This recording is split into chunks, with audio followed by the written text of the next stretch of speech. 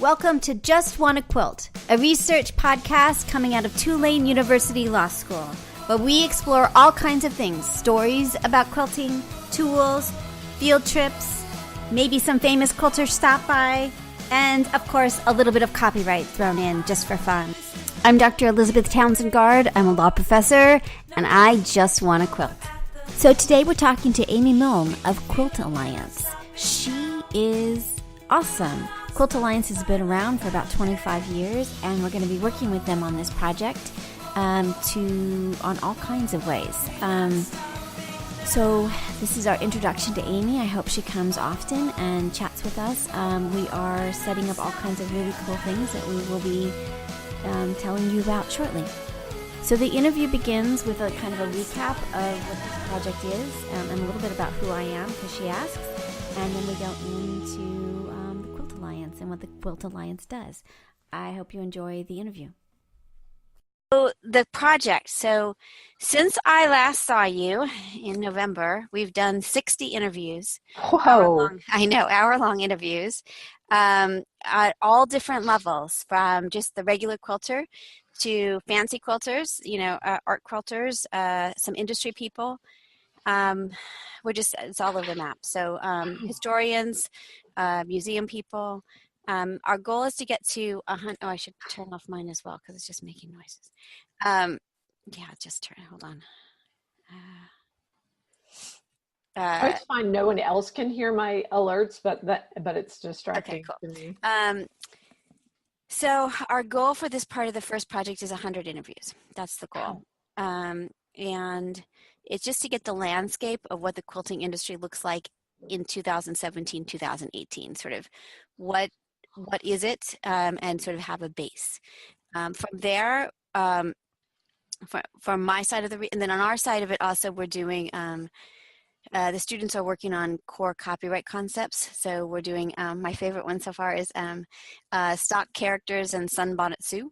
So we're doing kind of these papers that are about trying to understand copyright issue, right, really using quilting things. So we're doing research on Sunbonnet Sue and why she's a stock character, what that means. That's neat. So that's what we're doing. And then the last part, and then I'll do fancy, academic research on it. But then the next stage of it is looking at specific parts of the industry to better understand the role of law in creativity. So fabric designers, patterns,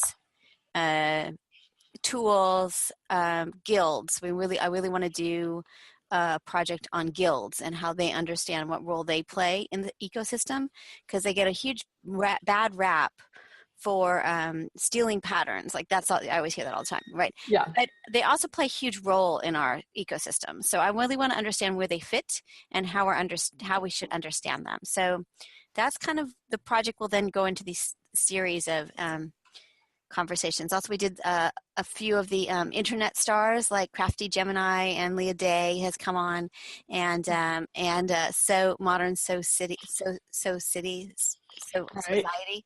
Uh-huh. So we're getting there, and those will continue, that kind of landscape thing. So that's what this project is. They're about an hour long, and we're collecting them.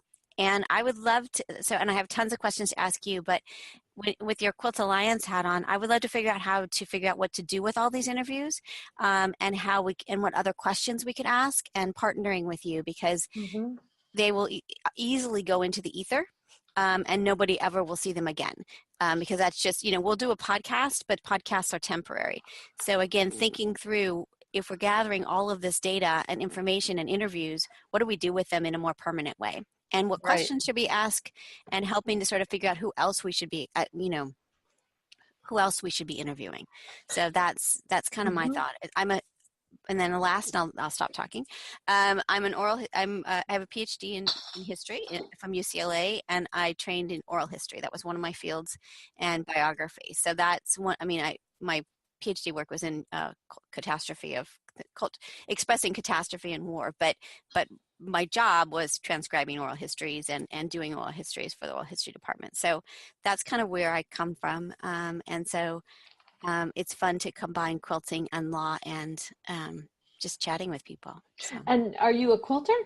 I am a quilter. I try to Oh, quilt every night right now for this project. I'm oh, like I keep saying I'm like really awesome at copyright, and I'm an okay quilter.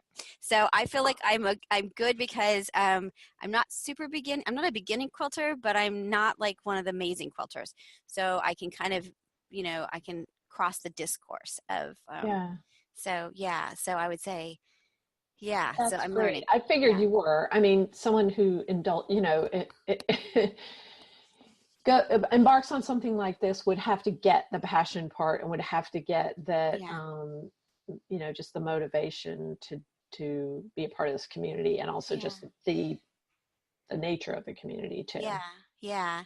So when so that's the intro. I would love to talk to you about all the different things that Quilt Alliance is doing and a little bit Mhm. about your background and experience. The first question, so I'm going to ask you to tell me your name so we have it for the interview, and then I'm going to ask you the first question that we ask every person, regardless of who they are, and then we'll just go from there. Does that sound like a good plan? Yeah, sure, Okay, sure. cool. All right, so tell me who you are and where you are. Sure. My name is Amy Milne. I'm the executive director of the Quilt Alliance, the nonprofit Quilt Alliance, and I'm here in my home office in Cary, North Carolina. Awesome. And the first question is, what's your first memory of someone sewing or quilting in your life? Hmm. Um, Probably my grandmother. She sewed a lot of her clothes. She sewed clothes for all her grandchildren. I inherited a bunch of her sewing notions and tools. And so that's a special memory for me. I just wrote a blog piece last month for our Phil's blog about that connection.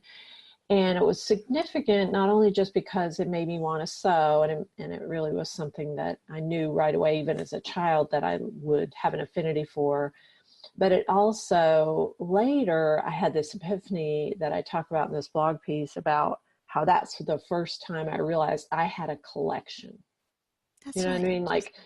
I had like a material culture collection, and it was a treasure to me. And I didn't realize, there was so much value in that in itself.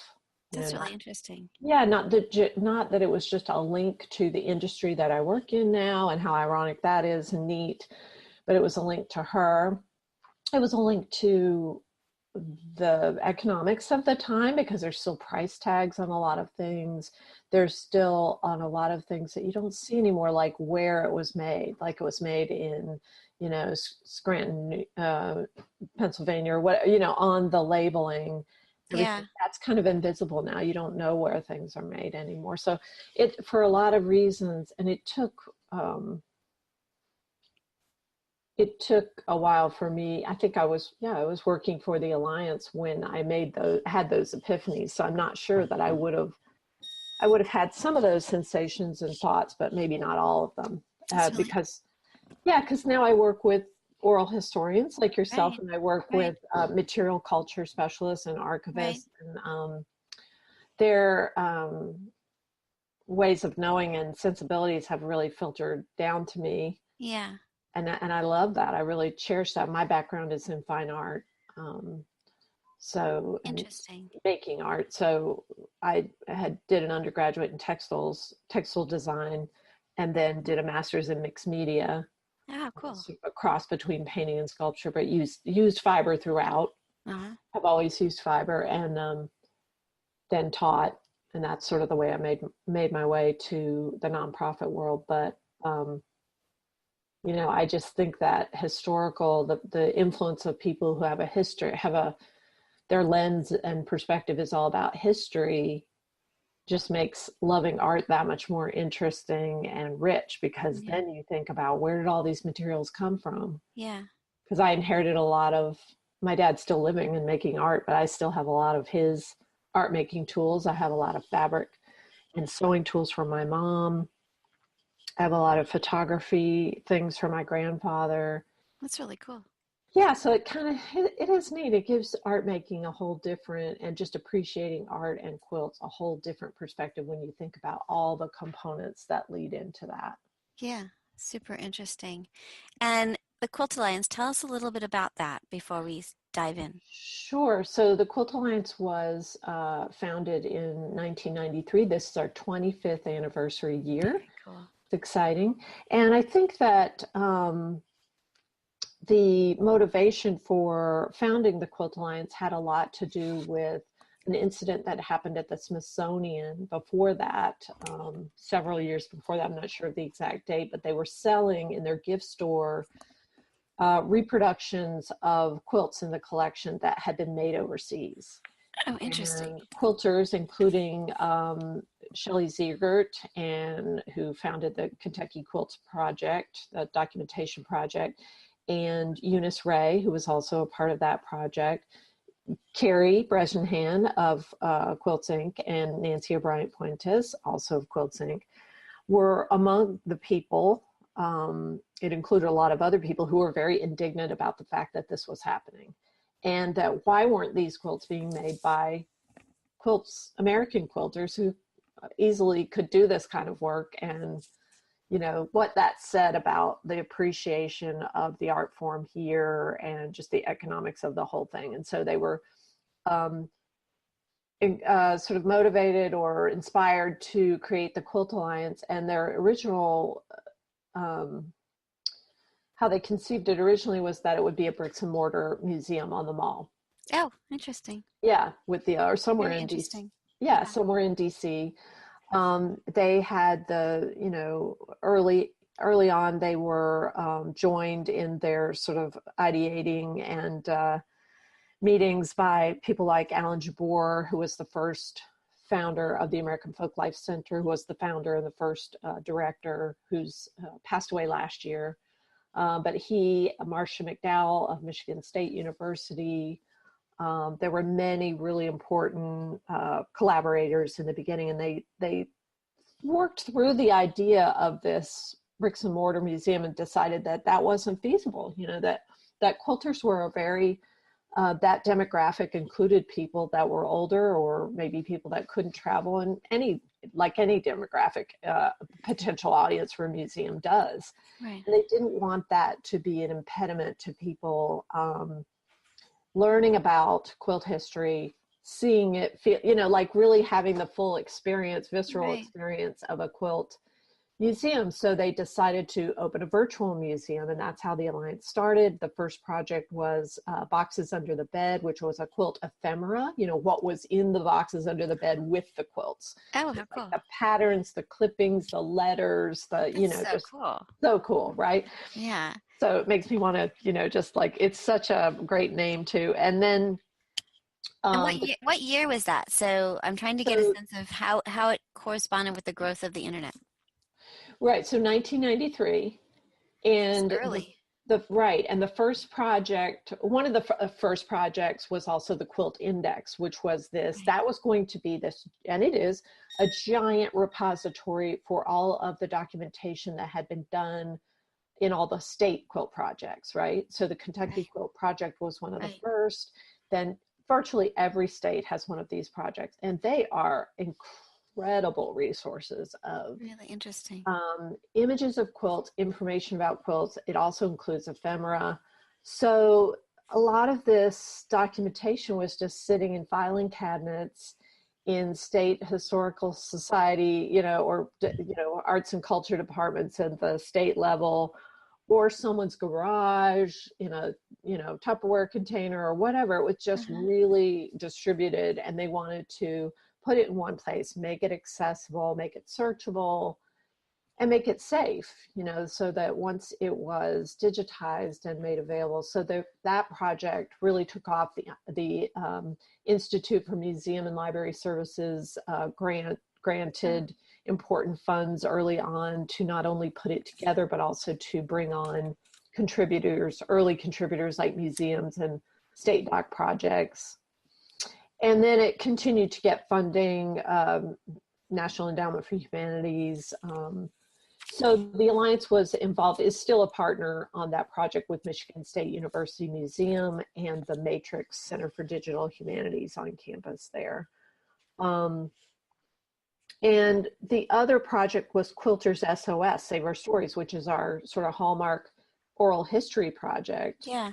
And that was started when board members Patricia Keller, and Bernie Herman were sort of brainstorming about what